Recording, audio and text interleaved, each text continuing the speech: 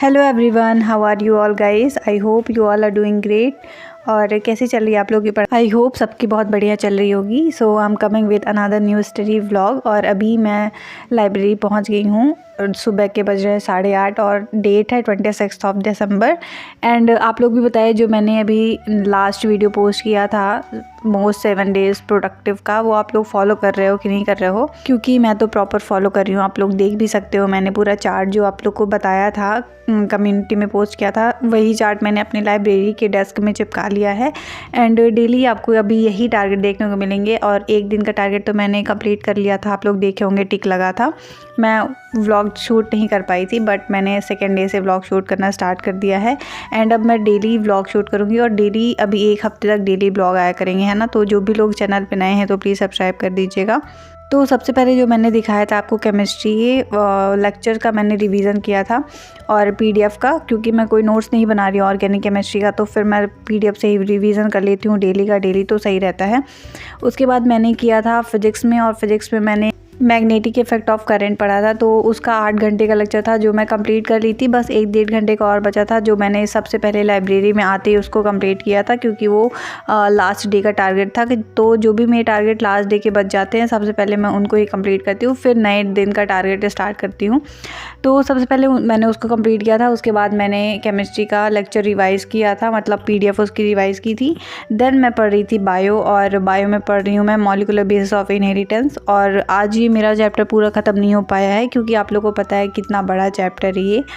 तो मैं नहीं चाह रही थी कि इसको मैं एक बार में ही ख़त्म करूं, क्योंकि फिर अगर एक बार में आप पढ़ो ना तो पूरा दिमाग से फिर उड़ने लगता है, मतलब समझ में आना बंद हो जाता है। तो फिर मैंने इसको हाफ करके पढ़ा है। तो अभी मैंने ट्रांसक्रिप्शन के आगे तक तो लिया है। अब मेरे को नेक्स्ट डे से जेनेटिक कोड से पढ़ना है, जो कि मैंने छोड़ दिया है। अब मैं नेक्स्ट डे उसको कंप्लीट करूँगी। सो या गाइज़, और आप लोग भी बताओ आप लोग के दिन कैसे प्रोडक्टिव जा रहे हैं, जा भी रहे हैं कि नहीं जा रहे हैं। और जो मैंने चैलेंज आपको दिया है 7 डेज़ का, वो आप लोग कंप्लीट कर रहे हो कि नहीं कर रहे हो। मेरे को एक बार कमेंट सेक्शन में ज़रूर इन्फॉर्म कर देना कि कौन कौन इसको फॉलो कर रहे हैं ना, क्योंकि मैं तो प्रॉपर फॉलो कर रही हूँ। और डेली मैं 10 से 11 घंटे की पढ़ाई कर रही हूँ। 12-13 घंटे नहीं हो पा रहे हैं ऑनेस्टली बताओ तो, क्योंकि मैं लाइब्रेरी 8:30 बजे जाती हूँ और फिर 9 बजे मैं वापस आ जाती हूँ। तो लाइब्रेरी में मैं 12 घंटे ही रहती हूँ। और फिर घर में आने के बाद 1 ही घंटे आप पढ़ सकते हो, 1-2 घंटे, उससे ज़्यादा पढ़ाई नहीं हो पाती है, क्योंकि लाइब्रेरी में बैठे बैठे वैसे भी इतने एग्जॉस्ट हो जाते हैं ना कि घर में आके पढ़ने का मन नहीं करता है।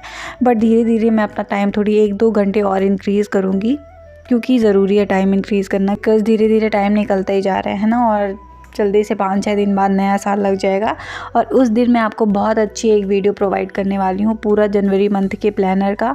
तो अगर आप लोग को वो प्लानर चाहिए तो मैं अपने टेलीग्राम में भी पोस्ट कर दूँगी सारा कुछ, जो भी मैं शेड्यूल बनाऊँगी। और वीडियो तो मैं अपलोड करूँगी ही फॉर श्योर अपने यूट्यूब चैनल पे। 1 जनवरी को मैं हो सकेगा तो सुबह ही पोस्ट कर दूँगी, जिसे आप सब लोग सुबह सुबह ही वो वीडियो देखो और तुरंत अपना भी प्लानर बनाओ। और गाइस, जो भी मैं प्लानर बताऊँगी ना, आप उसको भी फॉलो कर सकते हो। अदरवाइज़ अगर आपका वो चैप्टर पहले से ही कंप्लीट है, जो चैप्टर मैं प्लानर में बताऊंगी, तो आप अपने से खुद से भी बना सकते हो। बस हमारा मेन मोटिव ये होना चाहिए कि हमें जनवरी मंथ में कितने ज़्यादा से ज़्यादा चैप्टर कंप्लीट करने हैं। और गाइज़, मेरे को एक क्वेश्चन मेरे को बहुत बार कमेंट सेक्शन में आ रहा है, और मेरे टेलीग्राम पर भी 4-5 लोगों ने एटलीस्ट तो पूछा ही है कि दीदी मेरा बैकलॉग बहुत ज़्यादा हो गया है, तो मैं उसको कैसे कवर करूँ। तो गाइज़, मैंने बहुत बार अपने वीडियो में बताया, आई थिंक आप लोग मेरा स्टडी व्लॉग देखते नहीं हो, तभी आप लोग को पता नहीं चल पाता है। बट कोई बात नहीं, मैं इस व्लॉग में बता देती हूँ। अगर आप लोग का बैकलॉग है ना, तो आप लोग साथ साथ में पैरेलली चलाओ। जैसे अभी जो भी आपका करंट में चल रहा है सिलेबस, उसको भी पढ़ो, और जो भी आपका बैकलॉग है उसको भी पढ़ो, क्योंकि एट द एंड कवर आपको ही करना है, क्योंकि कोई दूसरा कवर करने तो आएगा नहीं, है ना। और कोई चमत्कार भी नहीं होने वाला है कि अपने से बैकलॉग कवर हो जाए, है ना। तो कवर आपको ही करना है, तो डायरेक्ट पैरेलली आपको लेके चलना पड़ेगा। जो भी करंट में चल रहा है, जो भी आप लोग का बैकलॉग हुआ है, तभी आपका बैकलॉग कंप्लीट हो पाएगा। एंड आप कोशिश करो कि बैकलॉग हो ही ना, क्योंकि अगर एक बार बैकलॉग हो जाता है ना, उसको कवर करना बहुत सिर दर्द बन जाता है ना। क्योंकि मेरा भी खुद भी चल रहा है, और मैं साथ साथ में 11th का बैकलॉग कवर कर रही हूँ। मेरा बहुत सारे चैप्टर्स तो कवर हो भी गए हैं, क्योंकि मैं साथ साथ में ही देखती चल रही हूँ। तो या गाइज़, आई होप आपका क्वेश्चन का जवाब मिल गया होगा। तो अभी मैं जो आपको दिखाई ना, वो बायो का टेस्ट है, और मैं टेस्ट दे रही हूँ न्यू लाइट से, जैसे मैंने अपना पूरे सिलेबस में बताया था कि मैं अब डेली बायो का टेस्ट दूँगी, क्योंकि मेरी बायो ऑलरेडी कंप्लीट हो गई है। बस जेनेटिक्स के 2 चैप्टर बचे थे, इसमें से प्रिंसिपल ऑफ इनहेरिटेंस मैंने कंप्लीट कर लिया है, मॉलिक्यूलर बेसिस ऑफ इनहेरिटेंस भी आधा हो गया है, आधा मैं कल कर लूँगी। तो मेरी बायो ऑलमोस्ट कंप्लीट हो गई है। तो मैं आपसे बायो का टेस्ट दे रही हूँ। तो वही मैं न्यू लाइट से अपना टेस्ट दे रही थी और इसमें आया था living word and biological classification, जो मैंने अपने टेलीग्राम पर भी शेयर किया था। अगर आप लोग भी देना चाहते हो तो मैं डेली जो भी चैप्टर के टेस्ट दिया करूँगी ना, अपने टेलीग्राम पे शेयर कर दिया करूँगी, तो आप लोग भी साथ में दे सकते हो। किस टेस्ट में गाइस न्यू लाइट की बायो की टेस्ट सीरीज बहुत अच्छी मानी जाती है। मैंने बहुत लोगों के मुँह से सुना है कि न्यू लाइट का जो बायो का पेपर होता है ना, बहुत अच्छा होता है और इस पेपर में आपके जितने नंबर आएंगे ना, उतने नंबर ही आपके नेट में आएंगे। और मैंने लास्ट ईयर भी बहुत सारे पेपर दिए थे न्यू लाइट के ही बायो के, तो मेरे तो ठीक ठाक नंबर आए थे। मेरे 310 मार्क्स थे बायो में, और जो भी मेरे से नहीं बने थे या फिर मेरे नंबर जो भी कटे थे ना, बहुत सिली मिस्टेक की वजह से कटे थे। तो बायो के लिए तो काफ़ी बेनिफिशियल है, आप भी दे सकते हो। मैं डेली आपको 5 बजे ही शेयर कर दिया करूँगी जो भी टेस्ट मैं दिया करूँगी।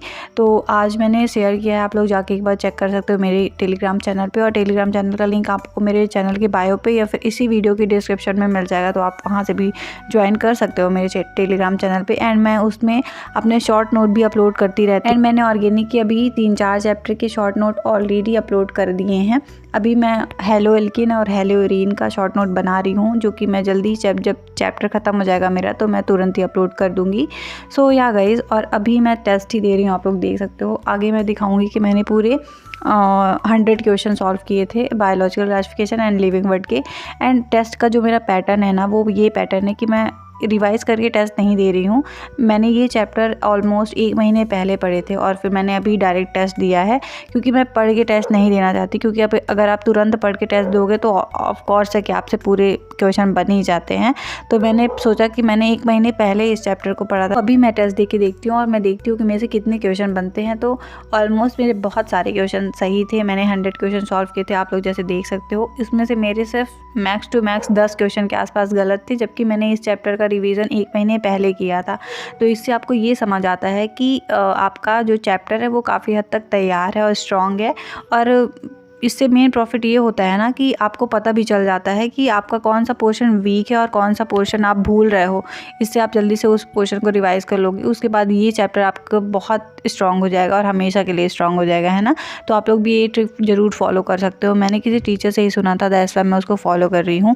दैन इसके बाद मैंने फिजिक्स में पढ़ा था मैग्नेटिज्म एंड मैटर, और इसका लेक्चर था 4 घंटे का, जो मैं कंप्लीट करके आ गई हूँ लाइब्रेरी से। जो मेरे को कल करना है वो मूविंग चार्ज एंड मैग्नेटिज्म का प्रैक्टिस करना है, क्वेश्चन प्रैक्टिस, और मैग्नेटिज्म एंड मैटर को रिवाइज करना है।